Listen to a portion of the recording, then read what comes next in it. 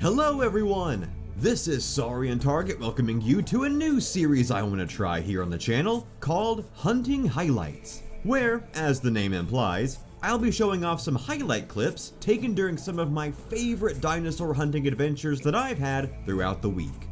I know a lot of you guys enjoy my live commentary hunt videos, like the Carnivores challenges or those chill, relaxed hunting videos, but over the years, I've learned that live commentary gameplay videos just aren't really my style or comfort zone. And to be honest, I don't usually have the motivation or time to get my microphone all set up, sync up the audio and the video, and then try to rein in my rambling thoughts, while my one-track mind is either trying to focus on what I'm doing in the game or on what I'm saying for the commentary. Especially when I could be dedicating that time and energy to working on mod showcases. However, as busy as life is, I do try to allot myself a couple of hours a week to just play some games on my own. And I don't mind just hitting record on the gameplay while I play, and then talking about the experience after. So maybe this video style will be a nice compromise to return to those more casual hunting videos, and provide a way to more quickly show off some new mods while I'm preparing for their more formal mod showcases. So if you guys like this style of video and want to see more of it, be sure to let me know down in the comment section below. I think you guys will really like this week's video. It's full of success and tragedy. So without further ado, let's begin. This week we're hunting in Carnivores triplex, specifically the version 4 release, starting up in the northeast corner of a renamed Rebirth Valley. As of this beta release, it is now Genvex Valley, and we'll be hunting Vectosaurus. I've just started out in the new beta, don't have very many points yet, so I had to choose between either a Stegoceras license or the over-under shotgun.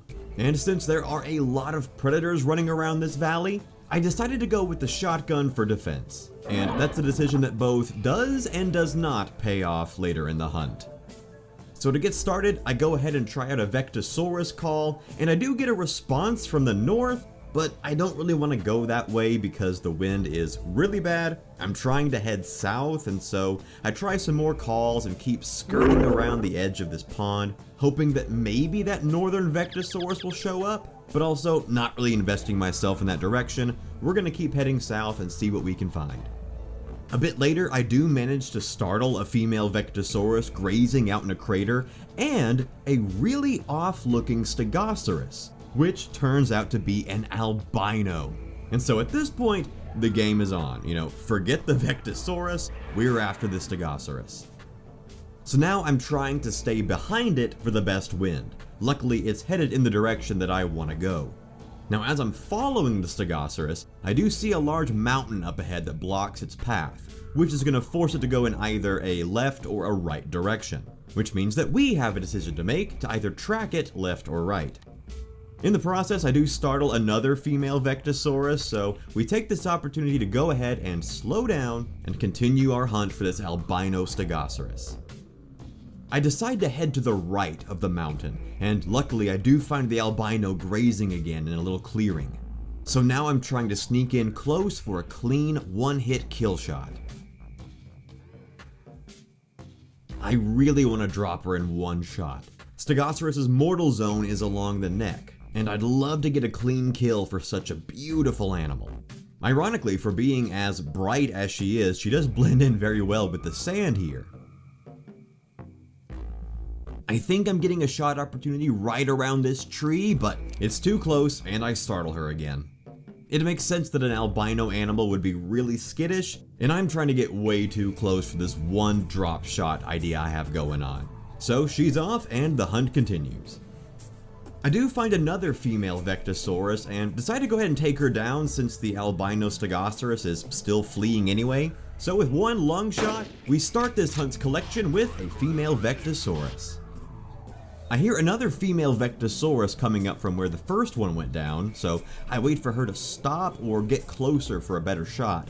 But while the trophy ship is picking up our first Vectosaurus, it turns out there are actually two more female Vectosaurus. Now with as slow as the bolt-action rifle is in getting another round into the chamber, one of these two Vectosaurus is gonna get away. They're pretty speedy and they're in thick cover, so I set my sights on the larger of the two. I use a quick dinosaur call to turn them around and bring them in for a better shot. And finally, the larger one stops behind a tree and presents an okay shot that I go ahead and take. I miss her vitals, but a second shot brings her down nice and quick. Now luckily, these two Vectosaurs were both headed in the same direction as the albino Stegoceras, so I just continue on the same way. After a little while, I do find the Stegoceras again headed west along a lakeshore, as well as more Vectosaurus. The hunting grounds in triplex are ripe with big game. Now this albino Stegoceras is still a long ways out, and the wind isn't as good as it has been in the past. So I need to get back into better wind and stalk in close.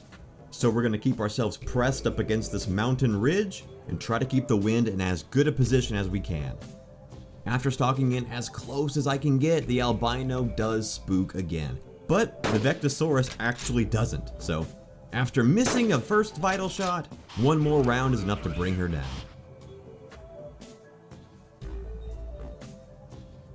Now, the way the albino is moving up here, running and zigzagging back and forth along this mountain pass, I keep thinking that she's gonna get stuck up there and then maybe work her way back towards me.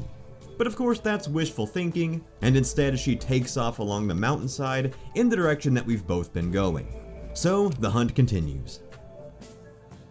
I actually don't hunt with tranquilizers in triplex version 4, and that's for an unfortunate reason.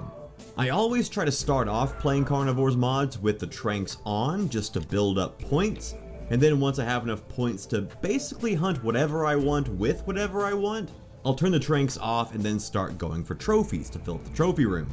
But on my very first hunt in Carnivores Triplex version 4, I found an ornate Sarcosaurus, which I believe is a rarer skin type than even the albinos, and because I had my tranquilizers on, I didn't get to claim it. So no more tranquilizers in Triplex version 4, we're just hunting the old-fashioned way, and then we'll go clean up the trophy room later. I do hear some noticeably larger footsteps running in my direction from the north, and so I get my shotgun at the ready as I'm charged by a male Elaioramus. Luckily, the shotgun does work. It was a good idea to go ahead and bring it on this hunt, and since the albino is now definitely spooked, I decided to go ahead and take some time out to look at this beautiful dinosaur. I finally spot her again running along the mountainside, and as I move closer, I can see that the mountains are starting to form together, which makes me think that she is working her way through a mountain pass, which gives me a sense of hope that maybe that mountain pass is going to meet and create an impassable wall that's going to trap her. But as I draw closer, I suddenly hear more hasty footsteps to my right, and it turns out to be a female Sarcosaurus. Now luckily, Sarcosaurus aren't the tankiest of dinosaurs, and this female didn't put up much of a fight, but I've been ambushed by 2 different predators in the last minute, so I really need to get this albino Stegoceras and wrap this hunt up. Things are getting a little too dangerous for my liking. But then, the albino Stegoceras does something unexpected, and she starts sliding up the mountain. And as she starts doing this, I realize that I'm gonna lose her. So at this point, I just start firing away as fast as I can, and then she's gone. Like a mountain goat, I mean colors and all. She just ran right up the side of the mountain and vanished. And I'm left sitting there with no idea what to do. Unfortunately, these are the impassable border mountains that contain the reserve. They're not meant to be climbed, they're an obstacle to keep you from hitting the edge of the map. So there's absolutely no way I can scale up there after her and hunt her on top of the mountain. So I stay in the area but try going around the edges of the mountain to see if maybe she'll work her way towards the edge, but she is startled and she's been skittish for the entire hunt, so I know she's gonna try and keep her distance. So I try to find some high hill where maybe I can get a better vantage point, but right now I am kicking myself for taking the shotgun instead of the Stegoceras license so that I could have at least tried to call her back into range. But again, the shotgun did prove handy against the two predators, so I have no idea what to do. I am just in shock that I watched that happen right in front of me. I end up going back to the crevice and just waiting for her to maybe come back towards where she went up, but after several minutes, I have nothing to show for. She's gone and she is not coming back. And there's a lesson here. I waited so long for the perfect shot that I missed my chance to take it. So, there's nothing else left to do but escape with the kills we did make and head back to the trophy room to check them out. While the albino Stegoceras might have been a bust, we did manage to snag a male Elaioramus, and man, I am so happy with this guy. Absolutely gorgeous colors and a decent size too. I'm not 100% certain, but I don't think that Elaioramus get much bigger than this guy does. I mean, maybe they get up to about 3 tons, but honestly, I'm still very pleased with our results from this hunt. More than happy to add a regal looking male Elaioramus to the trophy room.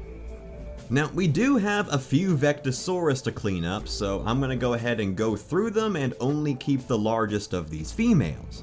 Which, funnily enough, turns out to be a 1.73 ton specimen that I actually already had here from a previous hunt.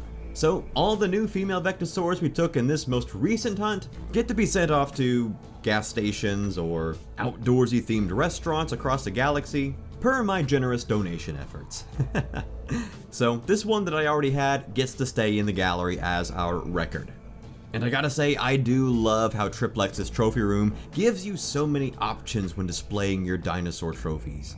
And on the plus side, I do finally get to add a female Sarcosaurus to the display. I do have an albino Sarcosaurus that I am thrilled with. And so with our trophy room cleaned up, we'll go ahead and end on our male Elaioramus, what I would call the big prize from today's hunt. So thank you guys as always for watching.